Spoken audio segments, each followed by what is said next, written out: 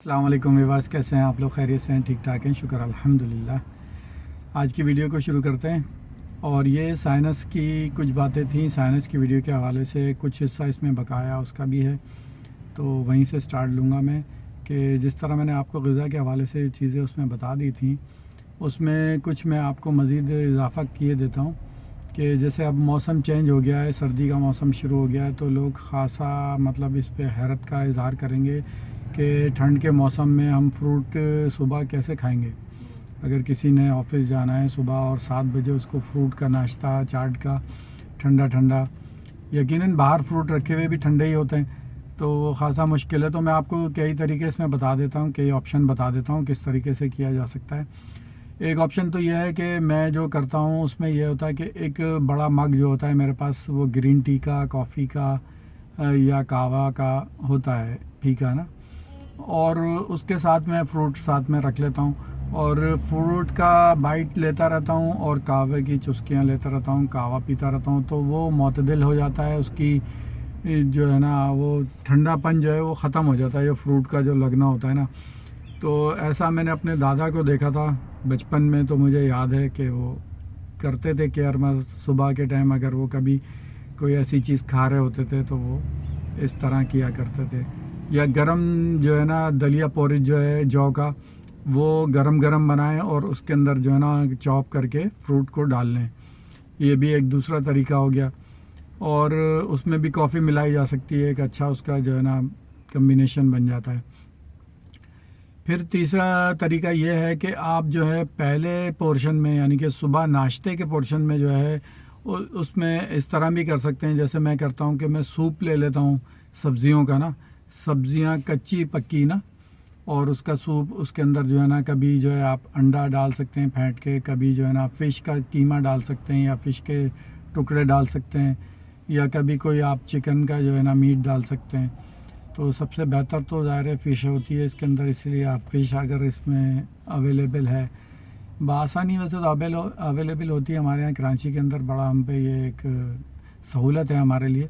और फ़िश लें तो सिर्फ समंदरी फ़िश लें, वही बेहतर है। जिस तरह देसी मुर्गी, ब्रायलर मुर्गी, तो उसी तरह फ़िश भी ब्रायलर फ़िश मौजूद हैं आजकल फार्मिंग वाली, और वो बड़ी मोटी मोटी और सब एक शक्ल की और एक जैसी होती हैं, एक साइज़ की होती हैं, ये इसकी पहचान समझ लें आप। तो ये बताना एक ज़रूरी चीज़ थी कि इससे हो सकता है आपको कोई कन्फ्यूज़न हो तो वो बाहर हो जाए। तो अगर आप सुबह फ्रूट नहीं ले रहे हैं तो 11-12 बजे दोपहर में फ़्रूट तो लाजमी आपने लेना ही है। फ्रूट का इस्तेमाल लाजमी करना है।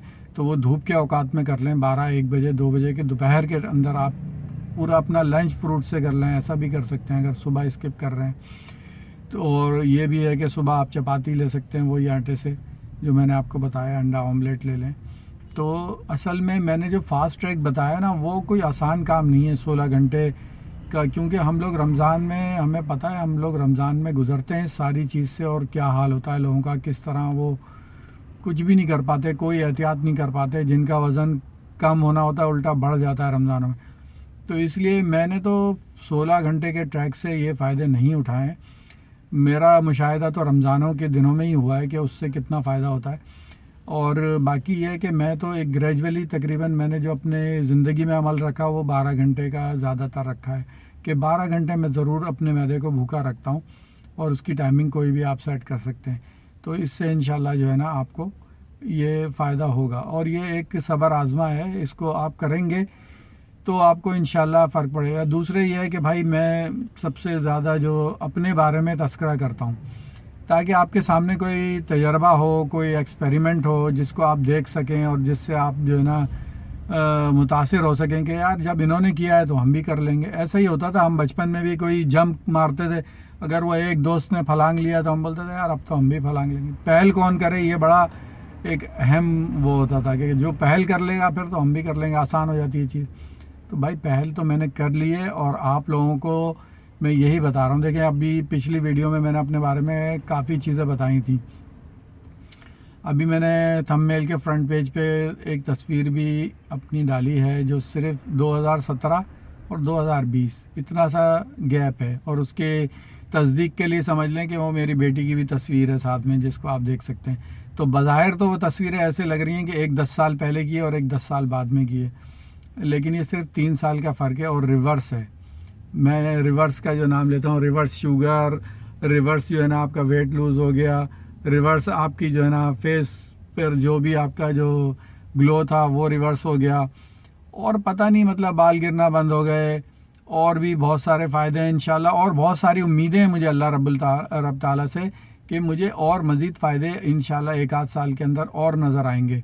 मैं अपनी थोड़ी सी आई साइड जो है कमज़ोर है करीब की, मुझे उम्मीद है कि वो भी ठीक हो जाएगी। तो मैं ये सब चीज़ें जो है ना अपनी ग़िज़ा से इंशाल्लाह, कोई मैं ग़िज़ा के अलावा ऐसे सप्लीमेंट नहीं ले रहा हूँ। ग़िज़ा में इतने सारे सप्लीमेंट है, आहिस्ता आहिस्ता वो चीज़ें भी मैं आपको बताता चला जाऊँगा कि आप ये तो करें, कुछ चीज़ें करने वाले बने इंशाल्लाह। बहुत सारी चीज़ें हैं और बहुत फ़ायदेमंद चीज़ें इंशाल्लाह, वो सब आपके सामने आती रहेंगी। क्योंकि हमारा जिस्म जो है ना वो ख़ुद एक फैक्ट्री है हमें ठीक करने की ना, ठीक करने की फैक्ट्री समझ लें, या समझ लें कि जो हमारे जिस्म की ज़रूरतें हैं ना, उस सारी ज़रूरतों का इंतज़ाम हमारे जिस्म के अंदर रब ताला ने रखा है कि वो हम अपने जिस्म को ग़िज़ा प्रोवाइड करेंगे, वो हमारी जो है ना उसी तरह तामीर कर देगा। असल में ये साइंस बता चुकी है कि इंसान के खलिए टूट फूट का शिकार होते रहते हैं। हर खलिए की एक ज़िंदगी है, उसके बाद वो उसकी जगह दूसरे खलिए ने लेनी होती है। और ये साइंस बताती है कि 10 साल के बाद एक इंसान कंप्लीट चेंज हो चुका होता है। यानी कि एक इंसान जो है वो दरिया के मानिंद है, तालाब के मानिंद नहीं है। तालाब का पानी जो आप 1 महीने पहले देखते हैं वो 1 महीने बाद भी वही पानी होता है, लेकिन दरिया जो है हर लम्हे बदल रहा है। इसी तरह इंसान जो है आपको नज़र नहीं आ रहा, लेकिन वो दरिया के मानिंद है और वो लम्हे लम्हे बदल रहा है। उसके खलिए ख़त्म भी हो रहे हैं और नए पैदा भी हो रहे हैं। और 10 साल के अरसा बताती है साइंस के तमाम खलिए जो है चेंज हो चुके होते हैं। यानी कि 10 साल पहले आप जिस शख्स से मिले होते हैं बज़ाहिर नज़र वही आ रहा होता है, लेकिन उसका कम्प्लीटली चेंज होता है वो। तो यही ट्रांसफॉर्मेशन है कि अगर आप अच्छी ग़िज़ा दे देंगे तो आपकी ट्रांसफॉर्मेशन हो जाएगी, आप बिल्कुल एक नए बेहतरीन मतलब इंसान बन जाएंगे जो कि बेहतर नज़र आएंगे। तो इंशाल्लाह मुझे उम्मीद है कि आप सब हिम्मत करेंगे और मैं ये सारी मिसालें आपके सामने इसी तरह रखता रहूँगा। अभी मुझे एक और बहुत ज़बरदस्त मिसाल आ रही है, लेकिन वीडियो तवील हो जाएगी, मैं नहीं चाह रहा इस वीडियो को तवील करना। इंशाल्लाह उसको फिर एक नेक्स्ट प्रोग्राम में आपके साथ रखूँगा। मुझे बहुत सारी डिशेस हैं जो आपको बनाना सिखानी है कि आप इन्हीं ग़िज़ाओं से कितनी बेहतरीन डिशेस बना सकते हैं। मैं एक शेफ़ भी हूँ, मैं आपको पहले बता चुका हूँ ये बात, लेकिन मैं अभी उन इंतज़ामात को कर रहा हूँ जिसके बाद मैं आपके सामने लाइव जो है ना चीज़ें बनाता हुआ भी दिखा सकूँ। तो अपनी बहुत सारी दुआओं में याद रखें और इस वीडियो को शेयर करें ताकि लोगों का भला हो सके, और उनको बताएं कि कुछ बातें आपकी समझ में नहीं आएंगी तो आप पीछे की जो वीडियोस हैं उनको देखें ताकि पूरा मामला आपकी समझ में आ सके। अपना बहुत सारा ख्याल रखें। अल्लाह हाफ़िज़, अल्लाह निगहबान।